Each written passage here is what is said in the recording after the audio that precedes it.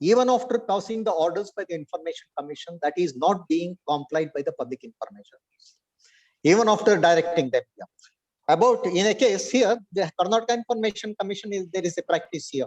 Once the case is taken up for hearing, unless and until the information is provided, they are not going to close the case here.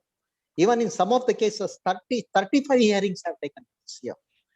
Simply the public information officers keep on postponing the giving the information. Problem हर जगह है, आपसे हम उपाय चाहते हैं, इसका क्या समाधान आप समझते हैं? No, in one case, yes, in one case, for non-compliance of the orders of the commission, not providing the information, an appellant had gone to the High Court under the contempt of court, CCC, contempt petition he has filed. High Court में here. But High Court actually High Court disposed it off. As per Act दे दे, हमको बस हम तो सिर्फ इतना ही चाहते हैं कि हमको एक्ट के हिसाब से ही हमारे सारे जो वर्क्स हैं वही हो जो हमारे को हमारे कानून ने हमको दिया है अधिकार, उतना ही पूरा हो जाए। हाई कोर्ट भी हमारे कोर्ट तो सुनता है, सर भी हमें नहीं सुनना चाहता, अधिकारी भी अपनी जिम्मेदारियों का निर्वहन नहीं करता। Yes, I told you in one case, मैं देखिए उन लोगों से आशा नहीं रखता, मैं सिर्फ ये आशा रखता हूँ कि हम लोग क्या कर सकते हैं।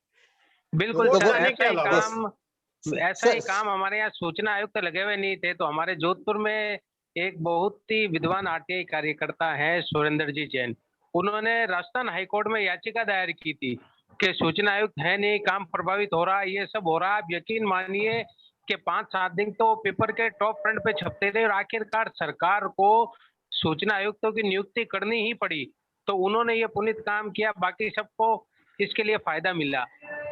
भवानी जी, मेरा मुद्दा अलग है। सुरेंद्र जैन जी हमारे बीच में शायद हैं भी, सुरेंद्र जैन जी हमारे बीच में हैं भी, वो अपना अनुभव थोड़ा सा शेयर कर लें आप। वो जुड़े हुए थे भी, कोई भी साथी अगर मेरे प्रश्न का जवाब दे सके, हमें समाधान दे, हम लोग लगातार मीटिंग में मिलते हैं।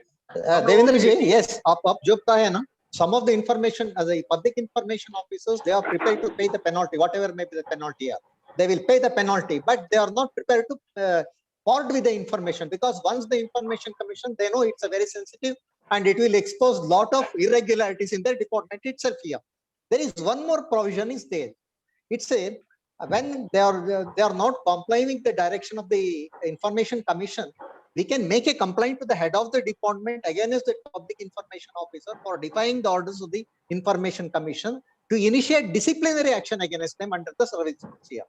In some of the cases, we have succeeded in initiating departmental inquiries, and if in some of the cases, even Lokayukta is also very cooperative here. Normally, whenever we suspect some the information from the information what we are seeking, there is a lot of irregularities. We will take such case to the information Lokayukta also, and instead of giving the information, we are placing before the Lokayukta RT application and the replies given by them, and orders of the Information Commission for not providing the information.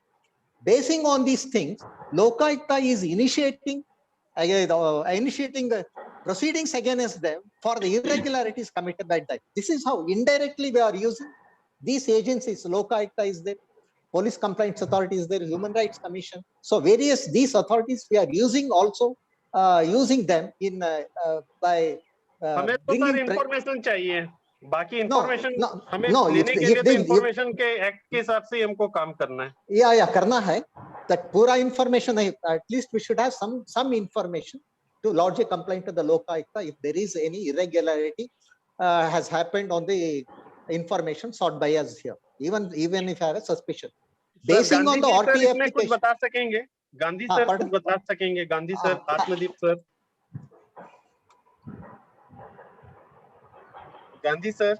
आपको चीजें जरूरी है, एक तो जनता में काफी आवाज उठे कि इंफॉर्मेशन कमिश्नर्स की नियुक्ति ढंग से होनी चाहिए, उनकी अकाउंटेबिलिटी देखनी चाहिए। दूसरा, कोर्ट्स को इसको कानून के हिसाब से चलना चाहिए। अगर ये हम कर सकें, और ये लंबी मजल है, जहां तक मैं देख रहा हूं अभी हम डाउनवर्ड स्लोप पे हैं आरटीआई के।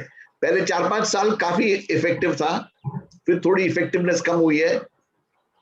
उम्मीद यही कर सकते हैं कि अगर जनता इसकी आवाज उठाए और ये कहे कि कमिश्नर्स की नियुक्ति पहले हो टाइम पे, उनको एडिक्वेट स्टाफ दिया जाए और उनका अकाउंटेबिलिटी देखा जाए।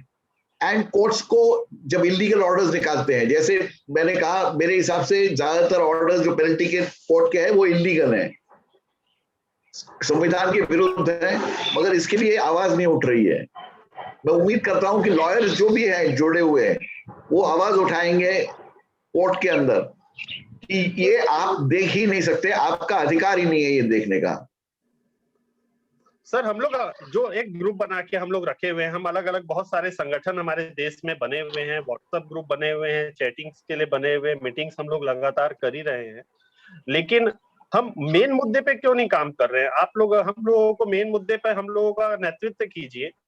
आप लोग नहीं नेतृत्व करेंगे, आत्मदीप सर हैं, वीरेश सर हैं, आप हैं, अगर आप लोग हमें नेतृत्व नहीं करेंगे, जब आप लोग हर समय हम लोग आपसे जब कोई समस्या रखने आते हैं हमारे साथी, हम ये बोल देते हैं कि भाई आपको हाईकोर्ट जाना पड़ेगा। भाई जाना पड़ेगा तो जब हमको हाईकोर्ट ही जाना है तो उसके लिए हमारे संगठन को मजबूत करिए, हमारे पैनल को इस तरीके से बनाइए कि हमारे पैनल अधिवक्ता हमारे भी हो, हमारी बातों को रखने के लिए, हमको भी सस्ते तरीके से और सरलता से हमको न्याय मिल जाए। हम उस पर कोई काम नहीं कर रहे हैं। अभी का दौर इस तरीके से है कि हम रोड पर लड़ाई लड़ नहीं सकते, तो हम लोगों को सर आप लोगों का नेतृत्व चाहिए, मार्गदर्शन चाहिए सर, प्लीज ऐसा कोई सलाह करें। दिव्येंद्र अग्रवाल जी, इसमें तो व्यवस्था है, जैसे नित्यानंद जी हैं वो यहाँ पे तो लोगों की मदद कर ही रहे हैं, और जब कोई भी अगर निःशुल्क करते हैं, अगर कोई यहाँ पर आवेदक है, अगर उसको कोई पीआईओ जाता है स्टे लेने के लिए, या फिर कोई आर्टिस्ट को कोई अगर याचिका दायर करनी है हाईकोर्ट में, तो नित्यानंद जी वो करते हैं। तो एक यहाँ पर मध्य प्रदेश जौनपुर हाईकोर्ट का सवाल है, तो वहाँ पर व्यवस्था है। तो वैसे ही आपका हम लोग अभी सिर्फ एमपी तक नहीं है सर, आप हमारे साथ जुड़े, ये हमारा बहुत बड़ा वो है कि हमारी लक है कि आप हमारे साथ जुड़े हुए, इसीलिए मैंने आपसे ये सवाल नहीं किया। देवेंद्र जी, इसमें देवेंद्र जी एक बात और सुनिए, थोड़ा सा हम एक बात जोड़ दें इसमें। एक बात हमें जोड़ना चाहेंगे कि जैसे आप देखते हैं कि सारा चीज का ये जो मीडिया का कवरेज है, सारी चीजें हैं, मैं इसको साप्ताहिक तौर पर अपडेट करता रहता हूँ, आप लोगों को हमेशा लिखता हूँ, लिखने का काम भी मैं करता हूँ। हमारे पास हमारे देश में ऐसे मीडिया वाले नहीं है कि जो हमारी और आपकी बातों को इतना डिटेल में समझेंगे और लिखेंगे, उसको प्रकाशित करेंगे, ये आप जानते हैं। तो सब ये सारी चीजें इतना ज्यादा स्टेटमेंट्स हमारे पूर्व सूचना आयुक्त, वर्तमान सूचना आयुक्त जो भी लोग जुड़े हुए हैं, वो क्या अपना स्टेटमेंट्स देते हैं, क्या अपने आइडियाज देते हैं, क्या उनकी सुधार के लिए बातें रहती हैं, सब मीडिया के थ्रू जो भी है। बहुत बड़े अखबार नहीं छापते, लेकिन जो भी छापते हैं वो छापते हैं। तो हमारा ये कहना है कि आप छत्तीसगढ़ से हो गए, भवानी शंकर जी राजस्थान से हो गए, सुरेंद्र जैन जी राजस्थान से हो गए, हमारे दूसरे साथी गुजरात से हो गए, आप लोग इन कटिंग को हम ग्रुप में शेयर करते हैं। क्या आप लोग बता सकते हैं क्या कि इस कटिंग को आपने आधार बनाकर क्या किसी सूचना आयोग को या किसी सूचना आयुक्त को या कि उस कंसर्निंग अथॉरिटी है जो इस स्टेट्स की, या सीआईसी को या कि पीएमओ को या कि सीएम को आप लोगों ने कभी लिखा है? हम आप लोगों से निवेदन करेंगे, ये जब मीडिया की कवरेज अपन बनाते हैं और ये सारी चीजें रहती हैं, इसको अपन सर पूर्व के नहीं, मैं आइडिया आपको बता रहा हूँ। शुरुआत हम लोगों को यहाँ से करनी पड़ेगी। वो आइडिया ये है कि हमें एक सुन ले पहले मेरी बात, फिर आप लोग जुड़िए। एक आप लोग आवेदन बनाइए, आप हर एक स्टेट में आप लोग आवेदन बनाइए, एसआईसी को, सीआईसी को लिखिए, वहाँ की स्टेट और सेंट्रल गवर्नमेंट को लिखिए, और कि हमारी इस तरह से मीटिंग हुई है, हम लोगों ने एक इस तरह से हमारा प्लेटफॉर्म रहा है, ये आइडिया सामने आई हुई है। इस विषय में जो विचार है, श्री शैलेश गांधी जी ने ये रखा है, श्री आत्मदीप जी ने ये रखा है, श्री राहुल सिंह जी ने ये रखा है, और इन्होंने ये रखा है, ये विचार आए हुए हैं। और हम लोगों का सबका ये मानना है कि हम लोग ये चीजें इम्प्लीमेंट होना देखना चाहते हैं। तो आप जो ग्रुप में जुड़े हुए लोग हैं, तो आप इसको ज्यादा से ज्यादा उनको लिखिए, साप्ताहिक तौर पर 2-4 ईमेल तो कर सकते हैं ना, आपके पास मैटर ऑलरेडी इतना सारा पब्लिश रहता है, उसको अटैच करिए, उनको ईमेल करिए। तो हमें ये लगता है कि सीजेआई ऑफ इंडिया को, सुप्रीम कोर्ट को, या उस सीजेआई स्टेट की जो हाई कोर्ट है उसको तो मिलेगा, वो तो पढ़ेंगे, वो देखेंगे, माननीय लोग देखेंगे कि क्या हो रहा है यहाँ पे, दुनिया में क्या चल रहा है देश में। तो इससे भी एक प्रेशर टेक्निक डेवलप होती है। और बाकी यहाँ पे हमारे पास कोई जादू की छड़ी तो ये मान के चलिए कि हमारे हिंदुस्तान में नहीं है कि हम कुछ ऐसा कर पाए। वहीं पर है जहाँ पर हम लोग खड़े हैं, आप में और हम में कोई बहुत बड़ा अंतर नहीं है मेरे ख्याल से। अगर सिर्फ हम अभी सर को हटा दें इस मुद्दे से, तो बाकी जितने भी लोग इस पूरे मीटिंग्स में जुड़े हुए हैं, सबकी स्थिति एक ही बराबर है। आपने भी खुद इस बात को स्वीकार किया है कि गांधी जी भी, अगर गांधी जी को कोई जानने वाला नहीं है, आत्मदीप जी को जानने वाला नहीं है, और उन्होंने साधारण आवेदन लिखा है, तो उनके आवेदन का जवाब भी कैसे आने वाला है उससे भी आप अच्छी तरह अवगत है। मैं राहुल सर से एक प्रश्न है। राहुल सर, आप क्योंकि वर्तमान में अभी हैं, तो मैंने हमारे लक्ष्मण सिंह जी ने एक आदेश दिया था कि धारा कितने के तहत ये सूचना नहीं दी जा सकती, अत्यंत विस्तृत है। ठीक है, तो मैंने उनको वापस एक आरटीआई आवेदन लगा के पूछा, सर आप मुझे इस बात से अवगत करावे कि धारा 8 के परंतु में ये लिखा है कि जो सूचना यथास्थिति किसी संसद या विधान परिषद के सदस्यों को देने से इनकार नहीं की जा सकती, आम नागरिक को भी देने से इनकार नहीं किया जा सकता। यह सूचना अगर उनके द्वारा मांगी जाती तो क्या उन्हें यह देने से मना किया जा सकता था? कृपया इस बारे में आप अवगत सद्भाविक रूप से अवगत करावे, तदनुसार अपीलार्थी अग्रिम कार्रवाई करे। ये मैंने आरटीआई में पूछा तो उन्होंने ये लिख दिया कि ये तो प्रश्न हम जवाब नहीं दे सकते, क्योंकि आप सूचना आयुक्त है और गांधी जी पूर्व में सूचना आयुक्त रह चुके हैं, तो इसका जवाब किस तरीके से दिया जाए ये हमें अवगत कराना है। अगर ये सवाल हमारा पूरा हो जाता है तो मैं जहां तक जानता हूं प्रत्येक व्यक्ति को सभी सूचना मिल जाएगी, इसी के अंदर ही सारा समाधान हो जाएगा। ठीक है भवानी शंकर जी, पहली बात तो ये कि ऑर्डर की रीजनिंग के पीछे क्या रीजनिंग है, किसी भी व्यक्ति ने जो ऑर्डर दिया है उसकी रीजनिंग क्या है। आप ऑर्डर की कॉपी, जो सूचना एक्ट जो है आप समझिए धारा 2 वही है कि जो लिखा हुआ है जो पेपर है आप वो सारी फाइल ले सकते हैं कि कागज ले सकते हैं।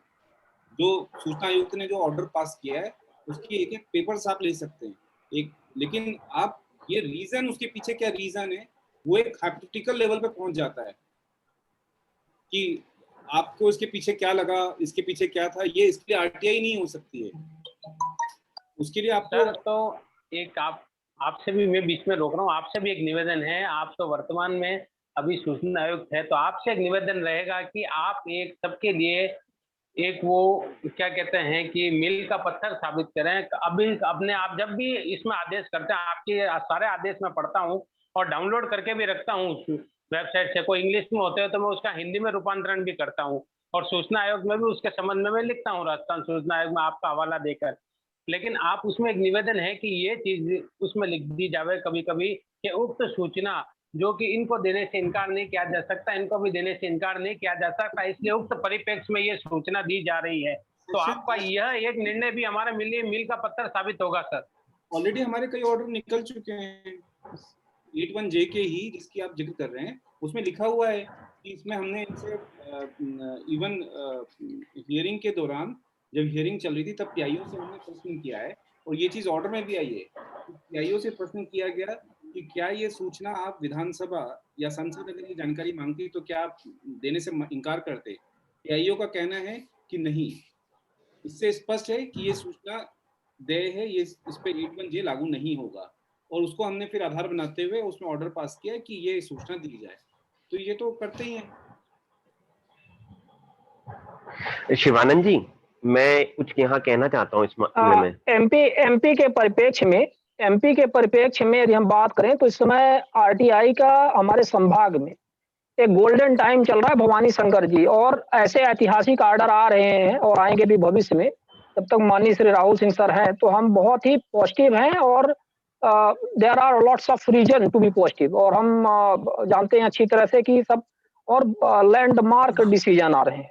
पंचायतों के विषय में एक डिसीजन आया है जिसमें सभी धारा 40-92 के पूरे एमपी में डेटा सार्वजनिक किए जाएंगे। अब आप इसी निर्णय को उठा लीजिए ना।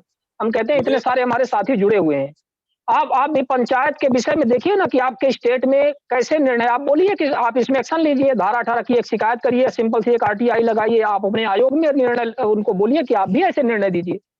आज तक मीडिया में आया, तमाम आया सारी चीजें। हाँ सर, जोड़ना चाह रहे।